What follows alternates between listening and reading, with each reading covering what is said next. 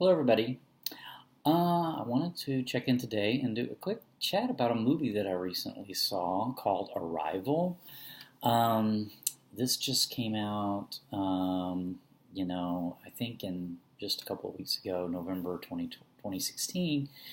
And it's the type of story, science fiction-ish type of story that I usually really love. So I finally got a chance to see it, and so I thought I'd do a quick chat about it. Will be a non-spoiler chat, so there will be nothing given away as far as major details about the plot.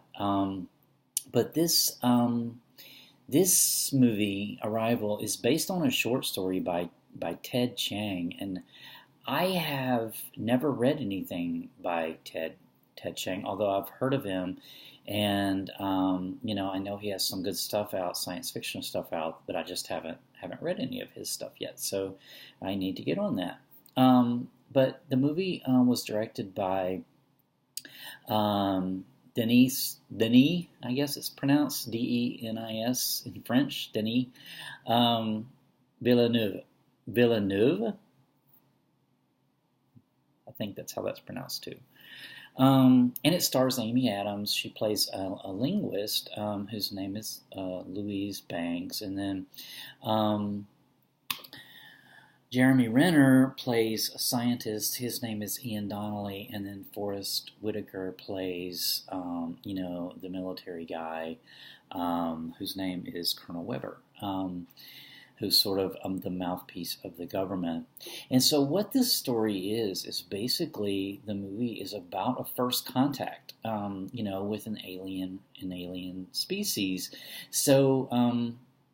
What happens is, we first meet Amy Adams, and she's kind of in a melancholy state, puttering around in her house, and the news comes on that that these objects have appeared in 12 different places around the world, and, people really don't know what they are.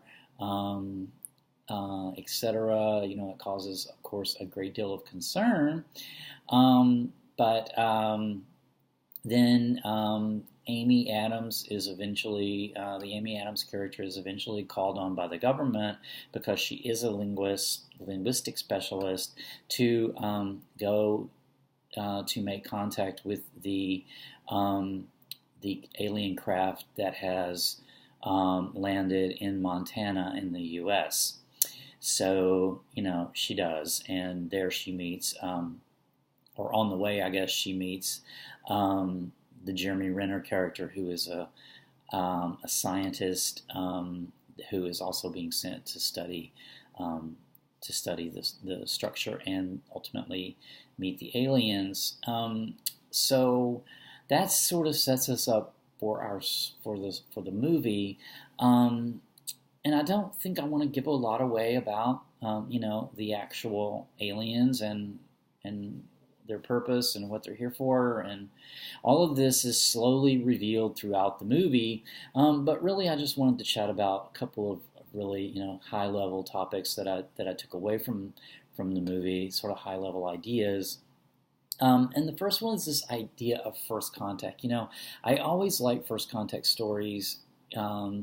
In books, in TV, like Star Trek, movies like this. I just think it's really interesting when, when humans come to face the unknown, an unknown entity. That how the different reactions that there are. And I just have a movie still here that I would like to show. This is from the movie. It's Amy Adams. The Amy Adams character, as she's she's a linguist, like I said, and so she is making contact with the aliens, first of all, by just starting out with defining like who we are. And here's the still where she's human. So I thought that was kind of a cool graphic. And but how some people react to first contact situations with curiosity, and some people react with fear, and so, and then there's every sort of gradation along that spectrum actually, and this is probably not just alien contact, because first contact stories about aliens are really about how humans in general, since we've never actually had a first contact with aliens. I think what first contact stories are actually telling us, are showing us, is how humans face an unknown, a total unknown. And so I think that these three main characters, the Amy Adams character, the Jeremy Renner character, and the Forrest Whitaker character, really are archetypical in a way, where Amy Adams is sort of the intuitive. She approaches this intuitively. She wants to understand the aliens intuitively. Jeremy Renner, he's a rationalist, scientist, and he wants to understand them rationally. And then Forrest Whitaker, who's sort of the mouthpiece of the government, really wants to defend the tradition. Is this a threat to our tradition? He sort of represents, I think, to me, he sort of represented, tradition. And, so to me, this is sort of how we always approach an unknown.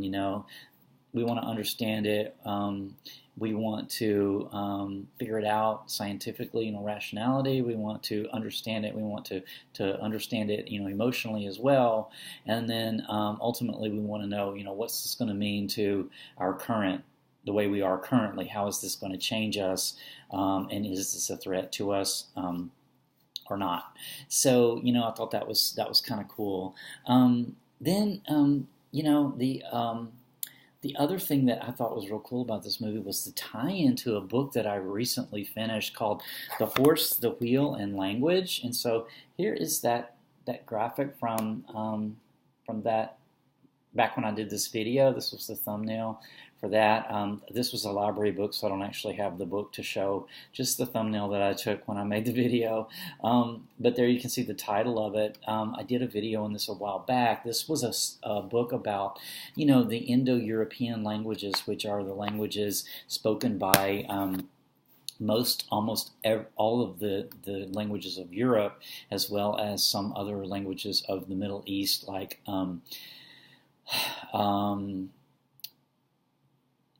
some Iranian languages, and some extinct languages like Anatolian and Hittite that were in where present-day Turkey is, as well as languages of India, and then all of Europe as well, or most of Europe. And the cool thing about that was, in this book and in this video chat that I did about the book actually talks about how language structures our brain, how it actually forms how we frame reality and how we interpret reality, the way that our language is structured. And so that book actually brought up, how Indo-European languages share certain things in common, including certain ideas of deity and things like this, just based on where the language originated, which was the steppes of Russia back, and this was multiple thousands of years ago.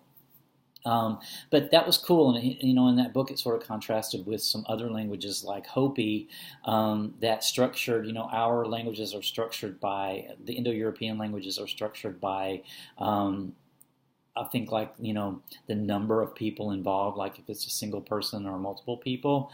There's just different rules like that of grammar that sort of frames how we construct reality. And so that author of that book, made the point that, because he speaks the Indo-European language, English, and that he therefore wrote that book within that structure of English, so it fit all the rules of grammar that are required of English, thereby also of Indo-European languages.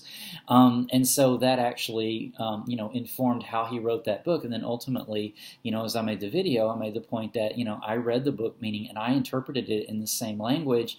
And so therefore that influenced how I actually did the video and interpreted the book. So that's really cool. And that concept actually is a big part of the movie Arrival. And I will not give away it too much because of spoilers, but ultimately I think one idea of it is non-linearity, and I can give this away about the aliens, is that their language is non-linear, meaning time is is not linear. Like we think of time like there's a now, there's a in future, and then the past is forever gone. Their language does not structure reality that way, and so therefore that influences, of course, how they interpret how their brains actually perceive time and perceive reality. So the real cool part about that, though, was like that I thought about was like if you knew, if you did not if you could see through time, because time actually, we know, scientifically that time is not linear. We perceive it as linear because of the way we perceive our reality. But if you had the ability to perceive time as not linear, how would your life be different? And that's sort of what this movie explores. And so, if you could see how your own story ends, like how your life ends, I think it's real interesting to think, would you go ahead and make those hard decisions that made you who you are, that make you who you are, because you were made by many, like, very good decisions, bad decisions, some things that caused you incredible joy, and some things that caused you ultimately incredible pain. But ultimately, that's how you came to be who you are. And so if you knew all of that, would you still make those tough choices that are going to eventually bring you the pain? But that's what's going to make you who you are. So I thought that was real cool, because it's like, if you know the ending of the book, are you going to read it anyway? That's sort of like the spoilers. If the spoilers are given away, is the book still worth reading? And if you could perceive time non-linearly, like it actually probably is according to math and science, how would you then see your life? How would you interpret your life, and how would you go about living? So that concept's explored really in the movie. So I think I'll stop with that. I just wanted to touch base about that briefly, mainly because those topics really sort of hit home with me, especially the tie-in to the previous book that I just finished not too long ago, that was about linguistics, and was about how we perceive reality based on linguistics, and that's ultimately the theme of Arrival. So I'll leave it at that. Take care. I'll catch you soon. Bye.